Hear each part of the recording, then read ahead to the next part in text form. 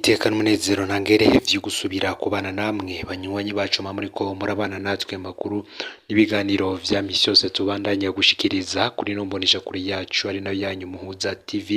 Uyu numwe tugiye kubageza ko amakuru agezweko muri kano kanya. Ni inkuru yihuta cane, benshi mu banyamutahe ndetse n'abarongoye ibitaro Kira Hospital kuri ubu bari muyabira. Dr Christophe Sahabu yapfunzwe yagirizwa ngo kunyonora amatungo y'ibi bitaro, ariko noneho igihugu c'Ubudagi coba cahagurukiye abarongoye iki gihe ibi bitaro Kira Hospital. Icatumye igihugu c'Ubudagi gihaguruka ni intererano y'amafaranga y'ababa umuriyoni w'amadolari y'abanyamerika yari yatanzwe n'ico gihugu ngo yoba yaranyurujwe n'abarongoye iki gihe ibitaro Kira Hospital.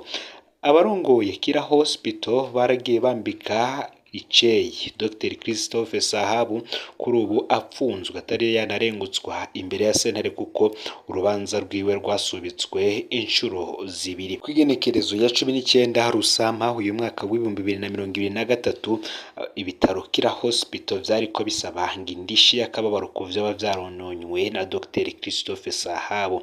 Ivyo bikaba vyaravugiwe mu kiganiro ubuyobozi bw'imfatakibanza bw'ibitaro Kira Hospital bwari bwaremesheje kubamenyesha makuru kwigenekerezo ya 19 Rusama mu mwaka w'2023 abashingwamanza baburanira ivyo bitaro muri dosiye ya Dr Christophe Sahabu aho bari bagiye gusaba ubutungane ko Dr Christophe Sahabu bariha indishi y'akababaro k'ivyo yononeye ibitaro mu kiringo cose yamaze ari umuyobozi mukuru w'ivyo bitaro.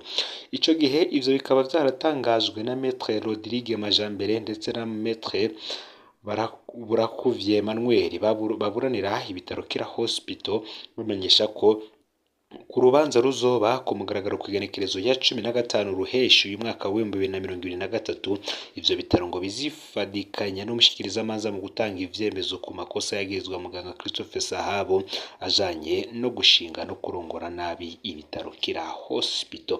Tugiye kugaruka kuri aya mafaranga umuriyoni w'amadolari yatanzwe na leta y'Ubudagi, ariko bakohereza abagenduzi bayo bagasanga atagitasi na kimwe kigaragaza ingene ayo mafaranga yakoreshejwe.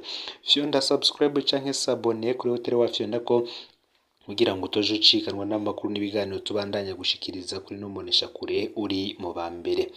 No Muhuza TV nkwaye kaze muri ano makuru. Amafaranga y'ababa umuriyoni w'amadolari yari yatanzwe n'Ubudagi yaranyurujwe n'abarongoye iki gihe ibitaro Kira Hospital. Abarongoye ivy'imfata kibanza ibitaro Kira hamwe n'abagize inama nshingwabikorwa y'ivyo bitaro baragezwa kunyuruza amafaranga y'ababa umuriyoni w'amadolari y'abanyamerika yatanzwe n'igihugu c'Ubudagi kugira ngo harwanywe ikiza ca COVID-19. Amakuru haturuka mu bushikiranganji bwo gufashanya bw'Ubudagi n'ayandi makungu avuga ko mu mpera z'umwaka w'2021 neza mu kwezi kwa Munyonyo ikigega cyo gufasha abanyamitahe cyo mu gihugu c'Ubudagi cegamye ubushikiranganji bwo gufashanya casinyiraniye amasezerano yo gufasha ibitaro Kira Hospital kurwanya ikiza ca COVID-19. Ayo mafaranga yari umuriyoni n'ibihumbi amajana 200 vy'amadolari y'abanyamerika akaba yategezwa gutangwa mu bice bitatu. Igice ca mbere cyatanzwe mu ntango z'umwaka w'2022. Inyuma y'amezi abiri ayo mafaranga atangiye gutangwa, muganga Christophe Sahabu yararongoye ivyo bitaro yaciye afatwa arapfungwa. Ayo mahera nayo aca atangura gukoreshwa n'ubuyobozi bushasha bw'ivyo bitaro burongowe na muganga Sylvain Nzeyimana hamwe na Charles Ndagijimana arongoye ivy'imfata kibanza inama nshingwabikorwa y'ibitaro Kira Hospital.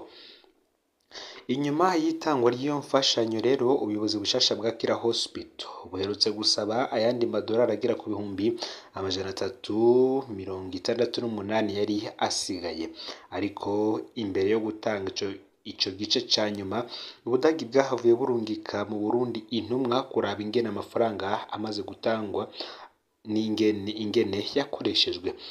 Kuwa kabiri no kuwa gatatu w'iyindwi turimwo abagenduzi babiri b'ico kigo co mu Budagi biriwe ku bitarukira kubaza ivyerekana ingene ayo mafaranga yakoreshejwe, ariko nta rupapuro na rumwe bashoboye kwerekwa. Kuwa kane w'iyindwi bakaba bagenduzi bahavuye basubira inyuma gutanga icegeranyo yuko batashoboye kwerekwa na kimwe ku bijanye n'ingene amafaranga agera ku bihumbi amajana 8 vy'amadolari y'abanyamerika yakoreshejwe. Amakuru ava mu begereye ubushikiranganji bwo gufashanya bw'Ubudagi amenyesha ko ico ari ikimenyetso kibi ku bigiye gukurikira hagati y'ivyo bitaro n'abafasha Uburundi mu bijanye n'amagara y'abantu, nk'uko vyatangajwe n'abo nyene begereye ubwo ubushikiranganji bijejwe gutanga imfashanyo ku bihugu vya Afurika. Naho kandi hari icegeranyo cashizwe ahabona aho Rigiteka ibona ko ngo abantu bishwe ngaha mu gihugu c'u Burundi ari benshi. Ishirahamwe riharanira agateka kazina muntu Rigiteka ritangaza ko hishwe abantu ibihumbi 40 barenga kuva mu kwezi kwa Ndamukiza umwaka w'ibihumbi 2015 gushika muri Ndamukiza uyu mwaka w'ibihumbi 2023, nk'uko biri mu cegeranyo cayo giheruka gusohoka. Rigiteka ibona ko basanze intwaro yo kuva mu mwaka w'ibihumbi 2020 atahitaniye ngo mu kwica niyo yasubiriye y'umuhisi Petero Nkurunziza.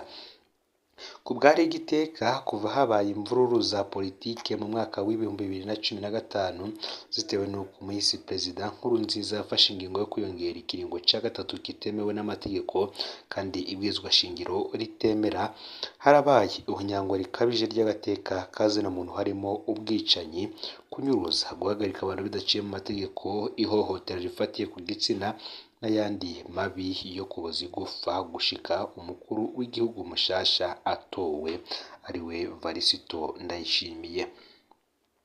Ku ntwaro ya Petero Nkurunziza guhera muri Ndamukiza umwaka w'ibihumbi 2015 gushika muri Ruheshi umwaka w'ibihumbi 2020, Rigiteka yarashoboye kumenya abantu ibihumbi 2,292 bishwe, 626 batowe ari ibiziga, 564 banyurujwe canke baburwa irengero, abantu 1027 baborejwe igufa, abantu 11,152 bahagaritswe bidakurikije amategeko, co kimwe n'abantu 263 bakorewe amabi afatiye ku gitsina.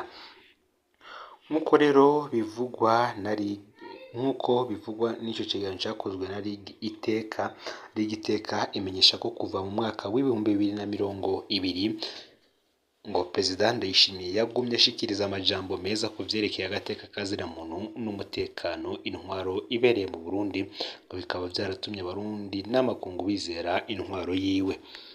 Iryo shirahamwe risanzwe rikorera mu buhungiro rivuga ko amatohoza bagize mu bijanye n'amahoro n'umutekano hisunzwe ubuhinga bakoresha basanze hishwe abantu ibihumbi 440 muri izo ntwaro, ibihumbi 40 kuzamura muri izo ntwaro zibiri, ngo mu gihe intwaro ya Perezida Ndayishimiye itokongereza inguvu kugira ihagarike ubwicanyi bwibonekeza muri aya mezi 38 amaze ku butegetsi, ngo intwaro yiwe ngo arashobora kuzogwamwo abantu benshi cane kurusha intwaro ya Petero Nkurunziza, ngo naho uravye umengo hari amahoro. Akaba ariko niko yagize arongoye Rigiteka yashikirije.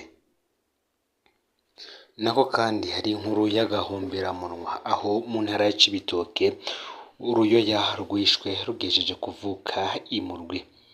Umukobwa w'umuyabaga afise imyaka 13 wo ku mutumba na zone Ngoma muri komine Murwi intara ya Cibitoke yarishe uruyoya rwiwe ku muhingamo wo kuri wa gatatu w'indwi inyuma yaho amuvyariye mw'ishamba. Musaneri w'iyo komine akaba yemeza ayo makuru, amenyesha ko uwamuteye inda nawe nyene yarengukishijwe mu gipolisi. Abaharanira agateka k'abana muri iyo ntara ya Cibitoke bakaba basabira ibihano bikomeye abakorera ubwicanyi nk'ubwo abana. Ubwo bwicanyi bwabaye kuri uyu wa gatatu ku muhingamo ku mutumba na zone Ngoma muri komine Murwi nk'uko amakuru twakuye mu bajejwe umutekano abimenyesha. Uwo muyabaga w'imyaka 16 Murantunge nari mpejeje kubabwira 13 n'imyaka 16 azwi ku izina rya Joseline Nizigiyimana yarubahutse kwica uruhinja rwiwe agejeje kuruvyara. Akamo ko gutabaza katewe n'abarimyi bari bagiye mu mirima bagiheza kubona ikiziga cy'uruhinja mu ishamba. Ivyavuzwe n'umukenyezi akuze mu myaka muri kino gihe nk'uko vyashikirijwe n'amasoko y'inkuru ari mu gipolisi Imurwi, uwikekwa arapfunzwe. Umugabo nawe yamutwaje iyo nda nawe nyene apfungiye mu gipolisi co ngaho Imurwi. Amakuru ava amenyesha ko uwo mwana w'umukobwa yari yanditswe mu mwaka w'umunani ku ishure shingiro rya Mirombero, yari yarahevye ishure kuva mu ntango z'igice ca gatatu. Umusitanteri wa komine Murwi aremeza ayo makuru.